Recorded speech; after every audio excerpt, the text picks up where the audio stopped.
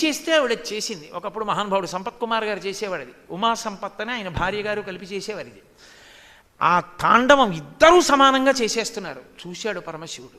అబ్బో, నేనేది చేస్తే అది చేస్తోంది ఎలా? శ్రీ మహావిష్ణువు సాక్ష్యం. ఎవరు బాగా చేశారో ఎవరికి నటరాజ పట్టాభిషేకం చెయ్యాలని చూసి చూసి ఆయన ఏం చేశాడంటే ఊర్ధ్వతాండవమూర్తి అంటారు. ఒక కాలు కింద పెట్టి ఒక కాలు అంతే తిన్నగా పైకెత్తి నించోబెట్టాడు. భిన్న కారణముల చేత స్త్రీ కాలలా పైకి లేపి నిలబడదు, చీరతో ఉంటారు కాబట్టి. అమ్మవారు సిగ్గుపడి నిలబడిపోయింది. ఇలా అమ్మవారు అలా నిలబడిపోతే తాను తాండవం చేశాడు. ఆ మూర్తి శ్రీశైలం లోపలికెడుతుంటే కనపడుతుంది. అసలు అద్భుతమూర్తి. అసలు అలా వెడుతూ ఉంటేనే అది చూస్తే అబ్బా అని మనసు నిండిపోతుంది. దాని పక్కన ఒక ఆయన ఓ చిన్న టోపీ పెట్టుకున్నట్టుగా నిలబడి ఉంటాడు ఒక ఆయన, మాణిక్యవాచకర్లు. బహుశా నాకు తెలిసినంత వరకు దక్షిణ భారతదేశంలో నటరాజ స్వరూపం అలా ఏ దేవాలయంలో లేదు, ఒక్క శ్రీశైలంలోనే ఉంది. ఒక పక్క అమ్మవారి ఇలా నిలబడి చూస్తున్నట్లు, ఒక పక్క మాణిక్యవాచకర్లు. మాణిక్యవాచకర్లు ఎందుకో తెలుసా? ఆయన పరమశివుడి మీద అద్భుతమైనటువంటి స్తోత్రాలు పాడుతూ వెళ్ళిపోతూ ఉండేవాడు. ఆయన ఏం వ్రాసుకోలేదు, పాడుతూ ఉండేవాడు అంతే. ఆయన చిట్ట చివర వృద్ధుడైపోయి చిదంబరం వెళ్ళిపోయారు. పోతే పరమశివుడే వృద్ధ బ్రాహ్మణ వేషం ధరించి ఆయన మఠానికి వెళ్ళాడు. వెళ్ళి ఏది మీరు శివుడి మీద చాలా స్తోత్రాలు పాడారట, పాడండి అన్నాడు. పెద్దవాడిని అయిపోయినవన్నీ ఎక్కడ గుర్తున్నాయన్నాడు ఆయన. పోని గుర్తున్నవే పాడండి అన్నాడు. ఆయన సాయంకాలం మొదలెట్టాడు మాణిక్యవాచకర్లు, పాడుతూనే ఉన్నాడు. పరమశివుడు కూర్చుని రాసుకున్నాడు అన్నీ. రాసుకుని ఆయన తెల్లవారుజామున 2:30-3 అయ్యాక బడలిపోయాడు. బడలిపోయి అలిసిపోయినయా పడుకుంటానన్నాడు. పడుకోండి, మళ్ళీ 1 గంట ఆగితే సంధ్యావందనం చేయొద్దు, పడుకోండి అన్నాడు. అని ఆయన ముందు మాట వ్రాశాడు పరమశివుడు. ఈ మహానుభావుడు వ్రాసిన శివస్తోత్రాలు కాలంలో మరుగైపోతే ఇక మళ్ళీ అందవు. ఈయన మాటలు మాటలు కావు, ఈయన మాటలు మాణిక్యాలు. మాణిక్యముల వంటి మాటలున్నవాడు కాబట్టి ఇక నుంచి నేను ఈయనకి మాణిక్యవాచకర్లని బిరుదిస్తున్నాను. నటరాజస్వామినైన నేనే స్వయంగా మఠంలో కూర్చుని మాణిక్యవాచకర్లు పాడుతుండగా వ్రాసుకున్నాను అని నటరాజస్వామి ముద్ర వేసి మూట కట్టి తాళపత్ర గ్రంథాలు నటరాజు పాదాల దగ్గర పెట్టాడు. తెల్లవారింది, అర్చకులు లేచి లోపలికి వెళ్ళారు. తాళపత్ర గ్రంథాలు కనపడి పైన నటరాజ ముద్ర ఉంది. పక్క నుంచి ఒత్తిగించి చూశారు మాణిక్యవాచకర్ల పాటలు. తెల్లబోయి పళ్ళెంలో పట్టుకుని మఠానికి వెళ్ళారు. మాణిక్యవాచకర్ల దగ్గరికి వెళ్ళి ఏమిటి దీని అర్థం, ఎప్పుడు ఎందుకు వచ్చింది ఇది అని అడిగారు. దాని అర్థం ఏమిటో చెప్తాను రండి అని ఆయన గుడికి వచ్చాడు. వచ్చి నటరాజస్వామి ముందు నించుని నోట మాట లేకుండా కన్నుల వెంట ధారాపాతంగా నీరు కార్చాడు. నేను పాడిన పాటలు కనుమరుగైపోకూడదని నువ్వు వచ్చి కూర్చుని నేను చెప్తూ ఉంటే సకల విద్యలకు అధిష్టానమైనటువంటి నువ్వు రాశావా, ముందు మాట రాశావా, నా మాటలు మాణిక్యములు అన్నావా, మాణిక్యవాచకర్లని పేరు పెట్టావా తండ్రి అని ఆనందంతో అలా చూస్తూ నిలబడిపోయాడు. అర్చకులు చూస్తుండగా ఆయనలోంచి దివ్యజ్యోతి వెళ్ళి నటరాజస్వామిలో కలిసిపోయింది. ఆయన శరీరం పడిపోయింది. ఆ మాణిక్యవాచకర్లు నటరాజానుగ్రహం పొందిన మహాపురుషుడు. ఏమీ అద్భుతమో నిజంగా. ఎలా పెట్టారో ఆ మూర్తిని శ్రీశైలంలో లోపలికి వెడుతూనే భక్తుడిని అనుగ్రహించి అంత క్రిందకి దిగొచ్చేసినటువంటి ఆ నటరాజ తత్వం ఎంత వేగంగా కదులుతాడో అంత పొందిగ్గా కూర్చుని రాసుకున్నాడు. భక్తికి ఎంత వశుడవుతాడో, ఎంత గొప్పగా నాట్యం చేస్తాడో. అమ్మవారు సోయేగంగా ఇలా చూస్తుంటుంది పక్కన. అసలు ఆ ఒక్క మూర్తిని చూస్తూ అలా నిలబడిపోబుద్దేసింది నాకు పొద్దున్న. అంత అద్భుత మూర్తి. ఆ మూర్తి దర్శనం చేశాం మనం. చేసి అక్కడి నుంచి బయలుదేరి ప్రదక్షిణ పురస్సరంగా ఎడం పక్కకి వెడితే పైన నంది మంటపం. అబ్బో, ఎన్ని నందులో! పైన నంది బహురూపాలతో సమావేశం పెట్టాడా ఏమనిపిస్తుంది. ఎటు చూసినా నందులే, అన్ని దిక్కులకు చూస్తుంటాయి మా స్వామి ఉన్నాడు ఇక్కడ జాగ్రత్త అని. ఆ నందులని దాటి మనం అలా ఎడం పక్కకి వెడితే మనకి ఎడం పక్కన మనోహరకుండం, అందులోంచి నీళ్ళే తీసుకొచ్చి పొద్దున్నే పరమేశ్వరుడికి అభిషేకం. అక్కడ నిలబడి, అంటే దేవాలయం తూర్పు వైపుకుంది కాబట్టి దక్షిణ దిక్కు, మనం ఉత్తరానికి చూస్తూ ఇలా నమస్కారం చేస్తే అద్భుతమైనటువంటి దక్షిణామూర్తి.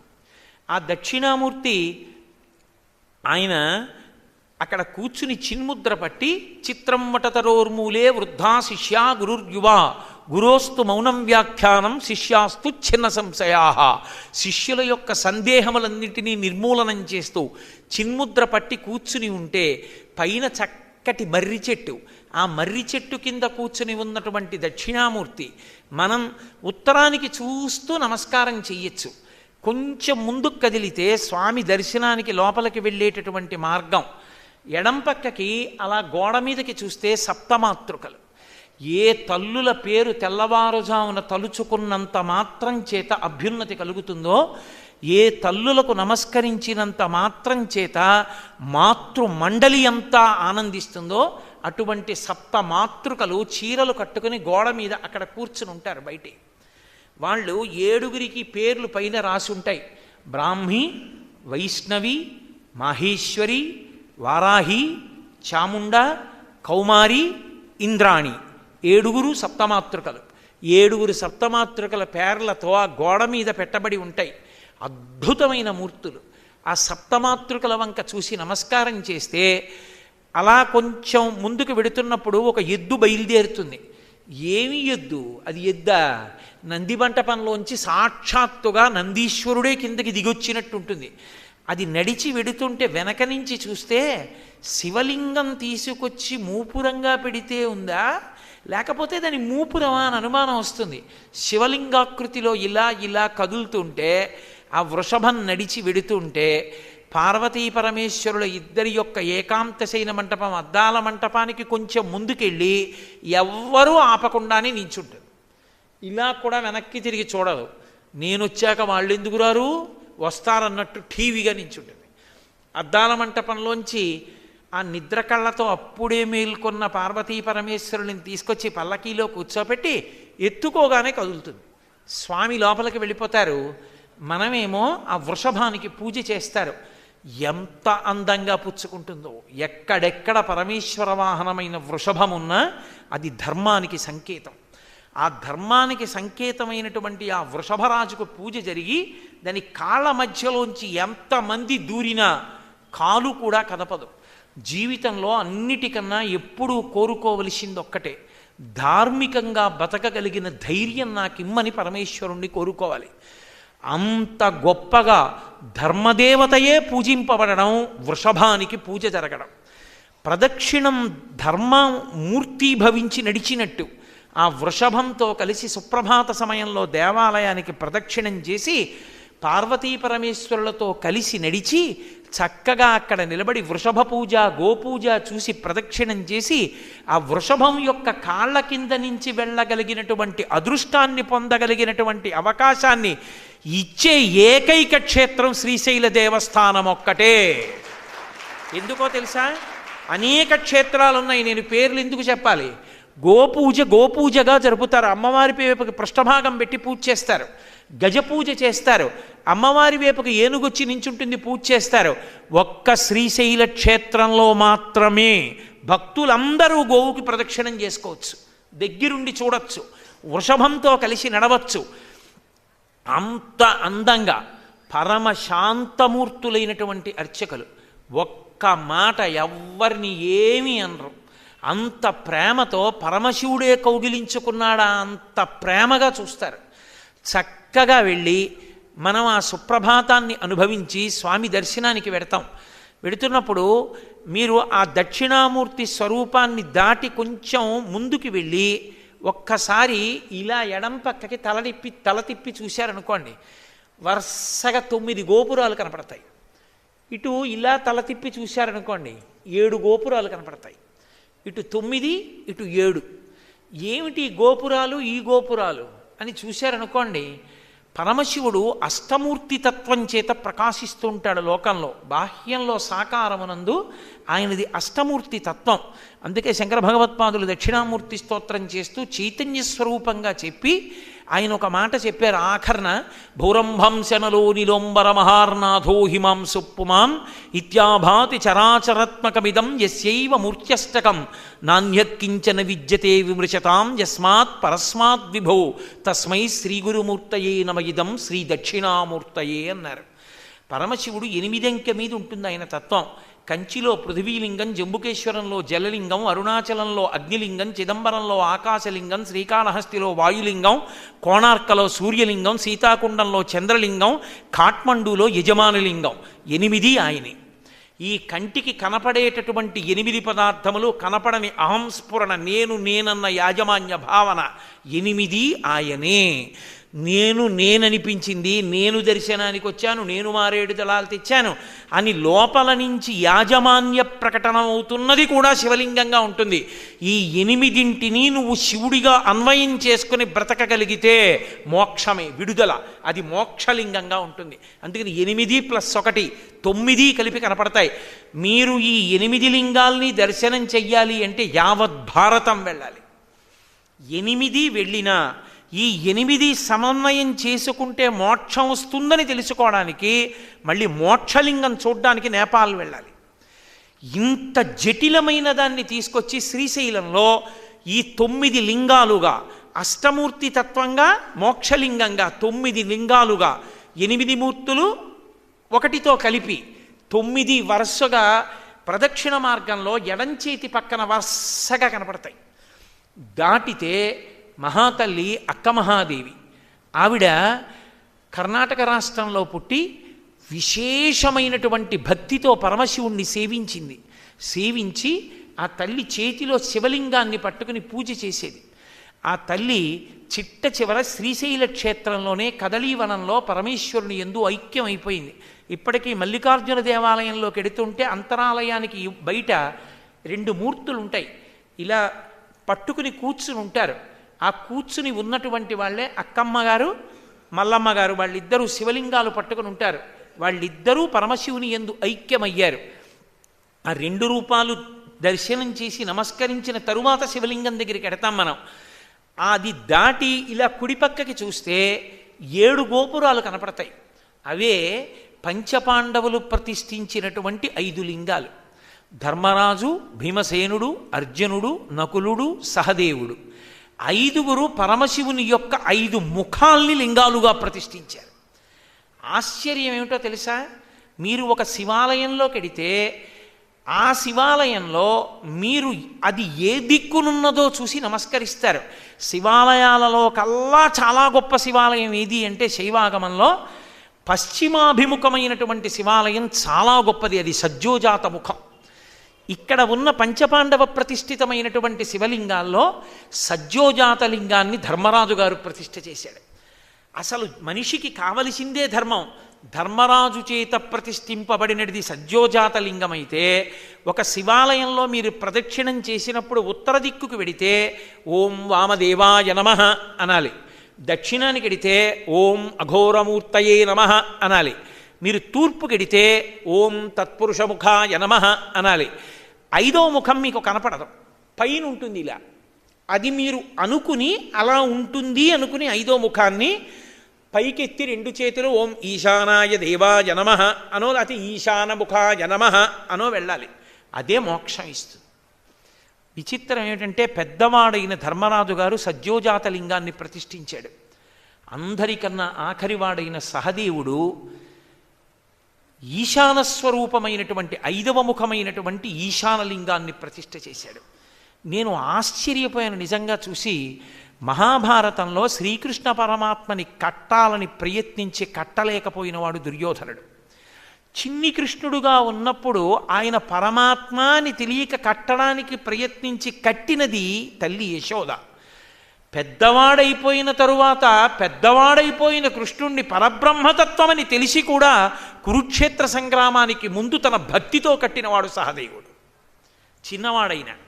చిన్నవాడైన సహదేవుడు మహాభారతంలో అంత ఖ్యాతి వహించాడు. ఆ సహదేవుడు మోక్షమిచ్చేటటువంటి ఈశానలింగాన్ని ప్రతిష్ఠించాడు. అసలు ఆ 5 పేర్లు తలుచుకోవడం, సజ్జోజాత, అఘోర, తత్పురుష, వామదేవ ఈశాన లింగాల్ని దర్శనం చెయ్యడం. ఆ పక్కనే అర్ధనారీశ్వర స్వరూపం ఉంటుంది. బహుశः దాని కొరకే వేరొక ధ్వజస్తంభం. ఉమామహేశ్వరంలో ఇచ్చిన వరాన్ని తీర్చడానికి అక్కడికి అర్ధనారీశ్వర స్వరూపంగా వచ్చాడు పరమేశ్వరుడు. 2 అర్ధనారీశ్వర స్వరూపాలు కనపడతాయి మీకు శ్రీశైల క్షేత్రంలో. ఒకటి పాండవ ప్రతిష్టలింగాల పక్కన, ఇంకొకటి కళ్యాణ మంటపం దగ్గర ఉంది అర్ధనారీశ్వర స్వరూపం. అద్భుతమైనటువంటి స్వరూపం, ఎంత గొప్పగా ఉంటుందో. ఒక పక్కన రుద్రాక్ష, ఒక పక్కన మకరకుండలం, అమ్మవారు అయ్యవారు, ఎంత బాగుంటుందో నిజంగా. మీరు ఉదయం వేళ వెడితే మీరు అక్కడ ప్రశాంతంగా కూర్చుంటే అర్ధనారీశ్వర స్వరూపం దగ్గర ఒక పక్క నుంచి స్పీకర్లో వినపడుతుంటుంది, అర్ధనారీశ్వర స్తవం వినపడుతుంటుంది. అది వింటూ ఆ రూపం వంక చూస్తుంటే ధ్యాననిష్ట కలుగుతుంది. ఈ దేశం మొత్తం మీద యావత్ భారతంలో 3 క్షేత్రాలున్నాయి. ఈ 3 క్షేత్రాల్లో పరమశివుడు చెట్టు రూపంలో ఉన్నాడు. పరమశివుడు చెట్టు రూపంలో ఉండి ప్రకాశించేటటువంటిది ఒక్క అర్జున వృక్షంగా ఉంటాడు. తెల్ల మద్ది చెట్టు, తెల్ల మద్ది చెట్టు రూపంతో ఉంటాడు పరమేశ్వరుడు. అలా ఉన్నవి 3. యావత్ భారతానికి ఇంకా 4వ క్షేత్రం లేదు. ఆ 3 ఒకటి మధ్యార్జున క్షేత్రము అంటారు. ఆ మధ్యార్జున క్షేత్రంలో మద్ది చెట్టు మీకు కనపడదు. అక్కడికి వెళ్ళినప్పుడు పక్కన వేరే తాళం తీయించుకుని బయటికి ఎడితే కనపడుతుంది. కానీ ఎంత అద్భుతంగా నిర్వహిస్తారో తెలుసా? దానికి ఒక పెద్ద వేదిక ఉంటుంది, ఆ వేదిక కట్టి ఉంటుంది. తెల్లగా పరమశివుడి శరీరం ఎలా ఉంటుందో అలాగే ఉంటుంది.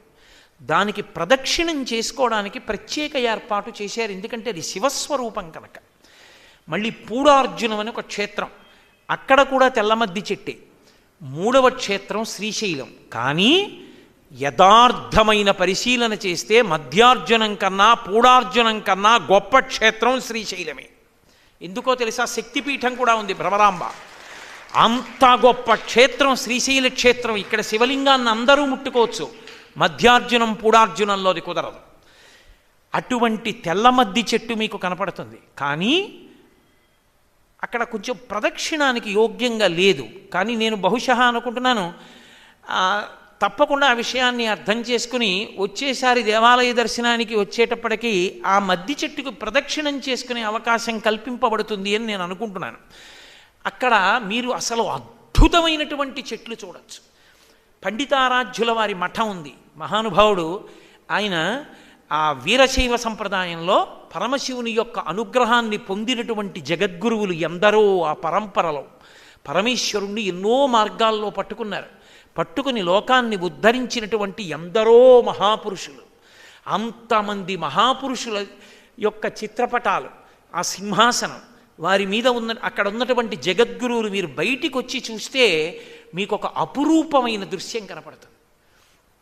అసలు ఎంత విశాలమైనటువంటి వక్షస్థలము, దీర్ఘబాహువులు ఉన్నవాడు కూడా ఆ చెట్టుని కౌగిలించుకోలేడు. అంత పెద్ద మానున్న మామిడి చెట్టు. ఆ మామిడి చెట్టు పైకి చూస్తే దానికి ఒక పంగ, ఇలా 2 కొమ్మలు ఉంటాయి. 2 కొమ్మల మధ్యలోంచి రావి చెట్టు. ఆ రావి చెట్టు కింద ఒక మారేడు చెట్టు.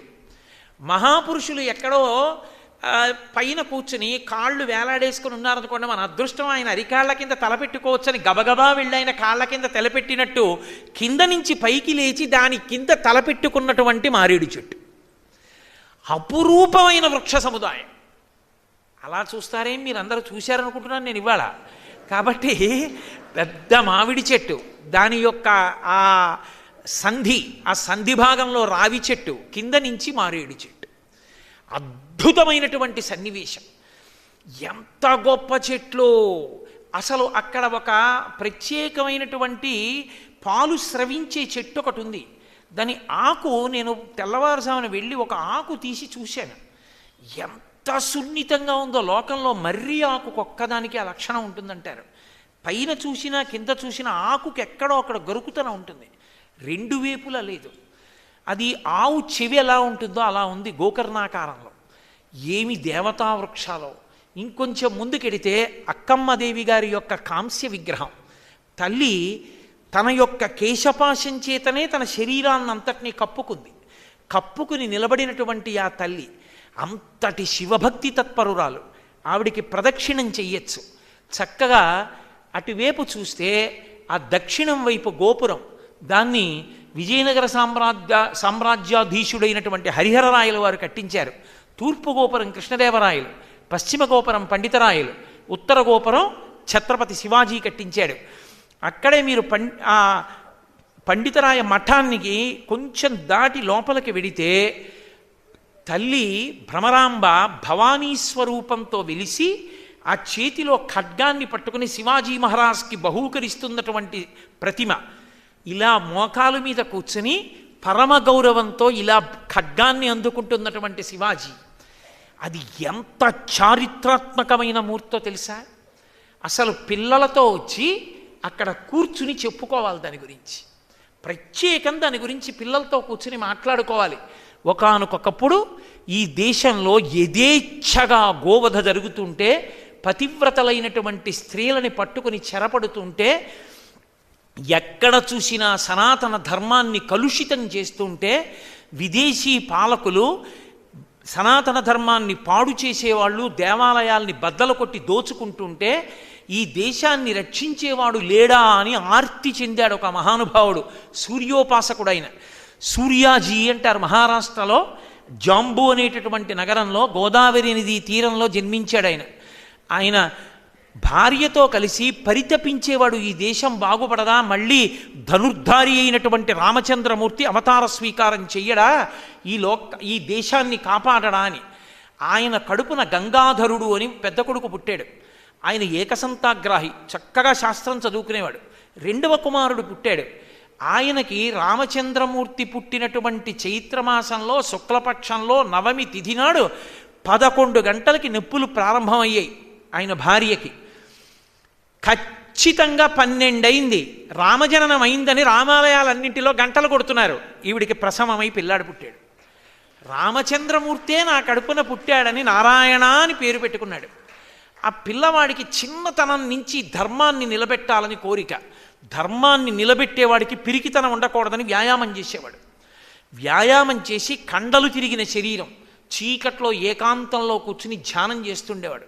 ఒకరోజు అన్నయ్య ఎవరికో మంత్రోపదేశం చేస్తుంటే బళ్ళున తలుపులు తెరుచుకు లోపలికి వెళ్ళి నాకు ఉపదేశం చేయి అన్నాడు. నీకు ఇంకా పరిణితి రాలేదు, చెయ్యనన్నాడు అన్న. తమ్ముడు గబగబా వెళ్ళి హనుమ దేవాలయంలో హనుమ పాదాల మీద తలపెట్టి ఉండిపోయారు. అంతే, ఏం జరిగిందో తెలియదు. ఆయనే చెప్పుకున్నారు, పెద్ద తేజస్సు ఒకటి కనపడింది. ఆ తేజస్సులో నీలమేఘ సంకాశమైనటువంటి శరీరంతో కోదండాన్ని పట్టుకుని రామచంద్ర ప్రభు దర్శనమిచ్చారు. నువ్వు కారణజన్ముడివి, హనుమ యొక్క అవతారం నువ్వు ధైర్యంతో నిలబడి సనాతన ధర్మాన్ని నిలబెట్టడానికి కారణమవుతావు, కాబట్టి నువ్వు ఇక నుంచి తపస్సు చెయ్యి అని వినబడింది. ఆ పిల్లవాడికి పెళ్లి చేస్తానంది తల్లి. కూర్చోబెట్టారు. సుముహూర్త సావధాన అంటున్నారు. సుముహూర్తానిక నన్న పరాకు చెప్తున్నది. వెడుతున్నావా గృహస్థాశ్రమంలోకి, రాముడు కనపడి చెప్పింది అదేనా అనిపించింది అంతే. హనుమని తలుచుకున్నారు. ఆయనకి హనుమద్ ఆవేశం ఉండేది. ఆయన పరిగెత్తిన పరుక్కి ఊర్లో ఎవరు పట్టుకోలేకపోయారు. పరిగెత్తి పరిగెత్తి పరిగెత్తి గోదావరి నదిలో దూకేసి ఈత కొట్టి ఆవల ఒడ్డుకెళ్ళి 10 రోజులలో 150 మైళ్ళు నడిచి దాటి వెళ్ళిపోయాడు. ఆయన వెళ్ళిపోయి ఓ పర్వత శిఖరం ఎక్కి పంచవటి క్షేత్రానికి దూరంగా కూర్చుని తపస్సు చేశాడు. అపారమైనటువంటి రామచంద్రమూర్తి అనుగ్రహాన్ని పొందాడు. ఎవరైనా ఆయన దగ్గరికి వచ్చి నమస్కారం చేస్తే ఆశీర్వచనం చేసేవారు ఆయన. ఒక రోజున ఒక ఆవిడ వచ్చి దండం పెట్టింది. ఆయన అన్నారు, అష్టపుత్ర సహిత సౌభాగ్యవతీ భవ అన్నాడు. ఆవిడ లేచి ఏడుస్తూ అంది, నా భర్త చచ్చిపోయాడండి, ఊరి కరణంగా అదిగో శవం తీసుకెళ్ళిపోతున్నారు, నాకు 80 కొడుకులు, సౌభాగ్యం ఎక్కడిదండి, నా నోట మాట పోకూడదు, రాముడు పలికించాడని కమండలంలో నీళ్లు చల్లి రామా నిజం చెయ్యి అన్నారు. ఆయన లేచి నిలబడ్డాడు. నీ మొదటి కొడుకుని నాకు ఇచ్చేయి అన్నారు. ఆ మొదటి కొడుకుని ఆయనకి ఇచ్చేశారు. ఉద్ధవుడు అని పేరు పెట్టి పెంచారు. ఆయనే ఎవరో కాదు, ఆయన యొక్క శక్తి చూసి లోకమంతా ఇన్ని సమర్థ రామదాస్ అని పిలిచింది. నారాయణ అన్న పేరు పోయి సమర్థ రామదాస్ అన్న పేరు పొందారు. మహానుభావుడు ఎంతటి తేజోంశ సంభవుడు. ఆయన ఒక కుండంలోకి వెళ్ళి స్నానం చేస్తుంటే ఇక్కడే ఉన్నాం ఇక్కడే ఉన్నాం ఇక్కడే ఉన్నాం అని వినపడింది. ఏమిటి ఇక్కడే ఉన్నాం ఇక్కడే ఉన్నాం అంటారని నీళ్లల్లో వెతికారు ఆయన. అమ్మవారు రామచంద్రమూర్తి దొరికారు ఆయనకి. దొరికితే రెండూ తీసుకొస్తే ఊరి వాళ్ళు అన్నారు, మేము ఇతర విశ్వాసాల వాళ్ళకి భయపడి పారేశాం మావి, మీరు పట్టుకెళ్ళొద్దన్నారు. అయితే మీరు తీసుకోండి అని అక్కడ పెట్టారు. ఊరంతా వచ్చి మోకులేసి లాగారు, కదలలేదు అవి. ఆయనకే ఇచ్చారు, 2 చేతులతో ఎత్తి పట్టుకుపోయారు, పట్టుకుపోయి ప్రతిష్ఠ చేశారు. ఆయనే ఒకానొకనాడు ఈ దేశంలో గోహత్య జరుగుతుంటే, ఈ దేశంలో పతివ్రతలు చెరపట్టబడుతుంటే శివాజీ మహారాజు శివుని యొక్క అవతారంగా వచ్చాడు. మళ్ళీ సనాతన ధర్మానికి కంకణం కట్టుకోగలిగిన వాడిని గుర్తుపట్టి శివాజీ వచ్చినప్పుడు కౌగిలించుకొని సనాతన ధర్మాన్ని నిలబెట్టడానికి ఎప్పుడు చంద్రవంకలా బొట్టు పెట్టుకుని తలపాగాతో నువ్వు యుద్ధాలు చెయ్యమని ఆదేశించారు. ఒకానొకనాడు సమర్థరామదాసు గారిని దర్శనం చేసుకుంటే ఈ ప్రసాదం పట్టుకెళ్ళను మూటిచ్చారు. మళ్ళీ పిలిచి అన్నారు, మీ అమ్మకి చూపించు, మీ అమ్మ చెప్తుంది ఆ ప్రసాదం ఏమిటో అన్నారు. ఇంటికి వెళ్ళి శివాజీ మూట విప్పారు.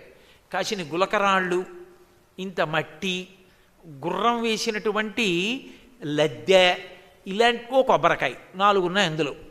ఆయనకి అర్థం కాలేదు, ఏమిటి ప్రసాదం ఏమిటి, గురువుగారు ఇలా ఇచ్చారని తల్లి జీజీబాయి దగ్గరికి తీసుకెళ్ళి అడిగాడు, ఏమిటమ్మా ఇది ప్రసాదం అని ఇచ్చారు గురువుగారని. ఆ తల్లి తేరిపారి చూసి సమర్థరామదాసు గారికి నమస్కారం చేసింది. నాయనా, గులకరాళ్ళు ఎందుకు ఇచ్చారో తెలుసా? కొండల మీద దుర్గాలు కట్టమని. గుర్రపు లద్ది ఎందుకు ఇచ్చారో తెలుసా? ఆశ్విక దళాన్ని పెంపొందించుకోమని. కొబ్బరికాయ ఎందుకు ఇచ్చారో తెలుసా? రాజువై పరిపాలించి పైకి కఠినంగా లోపల మధురంగా ఉండమని. అలాగే నీకు ఆ ఇచ్చినటువంటి వాటిలో మట్టి ఇచ్చారు, ఈ దేశాన్నంతటినీ పరిపాలన చెయ్యమని. అందుకు ఇచ్చారా, ఆయన ఆదేశం ఇది. అంటే ఛత్రపతి శివాజీ అప్పుడే తోరణ, రాయగడ మొదలైనటువంటి కోటలన్నీ కొట్టి రాజ్యాన్ని స్థాపించి మళ్ళీ గోవులనన్నిటినీ కాపాడి పతివ్రతలందరినీ కాపాడి సనాతన ధర్మాన్ని నిలబెట్టిన మహాపురుషుడు. సమర్థరామదాస్ గారి ఆదేశం మేరకే ఛత్రపతి శివాజీ శ్రీశైల పర్వతానికి వచ్చి తల్లి భ్రమరాంబాదేవిని అర్చన చేస్తే అమ్మవారు ప్రత్యక్షమై శివాజీకి ఖడ్గాన్ని ఇచ్చింది. ఖడ్గాన్ని పట్టుకో, ఎటువంటి వీరుల్ని దునుమాడతామని. దునుమాడి హిందూ సామ్రాజ్యాన్ని స్థాపించాడు మహానుభావుడు. ఈ దేశ చరిత్రని మలుపు తిప్పినటువంటి శివాజీ, ఆయన సామ్రాజ్య స్థాపన శ్రీశైలంలో ఉన్న భ్రమరాంబాదేవి ఇచ్చినటువంటి ఖడ్గం వల్ల జరిగింది. ఆ వెనక సమర్థ రామదాసు గారు ఉన్నాడు గురువు. ఇన్నిటికి సూచనగా అద్భుతమైనటువంటి మూర్తి, భవానీ ఖడ్గాన్ని ప్రసాదిస్తున్న మూర్తి.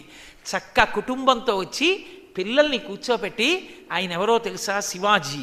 నేను చాలా తక్కువ చెప్పా, ఎందుకనంటే విహంగ వీక్షణంగా నేను పూర్తి చేసేయాలి కాబట్టి. నిజంగా అసలు ఆ సమర్థ రామదాసు గారి గురించి చదువుతుంటే ఎక్కడికి వెళ్ళినా ఒకటే మాట, శ్రీరామ జయ రామ జయ జయ రామ, అదొక్కటే. త్రయోదశాక్షరీ మంత్రం అంటారు దాన్ని, 13 అక్షరాలు. దాని గొప్పతనం ఏమిటో తెలుసా? శ్రీరుద్రాన్ని, యజుర్వేదాంతర్గతమైనటువంటి శ్రీరుద్రాన్ని ఘనపాఠంగా చదివితే 13 మాటలు తిరుగుతుంది శంకర అన్న నామం. శంకర, శంకరోతి ఇది శంకర. లోకములను శుభం చేయడానికి, లోకములను రక్షించడానికి వచ్చినటువంటి స్వామి శివస్వరూపం. ఆ శివస్వరూపం 13 మాటలు తిరుగుతుంది. రుద్రాన్ని ఘనపాఠంలో చదివితే 13 అక్షరాలుగా మారుతుంది. జయ జయ శ్రీరామ జయ రామ జయ జయ రామ. ఆ శ్రీరామ జయ జయ జయ జయ శ్రీరామ జయ రామ జయ జయ రామ త్రయోదశాక్షరీ మంత్రాన్ని వ్యాప్తి చేసిన వారు సమర్థ రామదాసు గారు. ఆయన వ్యాప్తి చేసి మళ్ళీ హైందవ సామ్రాజ్య స్థాపనకు కారకుడైతే ఆ గురువుగారి ఆదేశం మేరకు ఇక్కడికొచ్చి శివాజీ భవానీ ఖడ్గాన్ని పొందాడు. అంత దివ్యమైన క్షేత్రం, మన జాతి నిలబడడానికి కారణమైనటువంటి క్షేత్రం, అంత మహోత్కృష్టమైన క్షేత్రం. చక్కగా అక్కడ ఉన్నటువంటి ఆ వన సంపద, ఆ చెట్లు, ఆ అర్జున వృక్షం, ఆ మారేడు చెట్టు, ఆ మామిడి చెట్టు, ఏమి దివ్య వృక్షాలండి అసలు నిజంగా. వాటన్నిటినీ దర్శనం చేసి ఆ కళ్యాణ మంటపంలో కడితే సోమాస్కంధమూర్తి, సా ఉమాస్కంధ. నాకు తెలిసి ఉన్నంత వరకు భారతదేశం మొత్తం మీద కళ్యాణంలో సోమస్కంధమూర్తి కళ్యాణం జరిగే ఏకైక క్షేత్రం శ్రీశైల క్షేత్రం.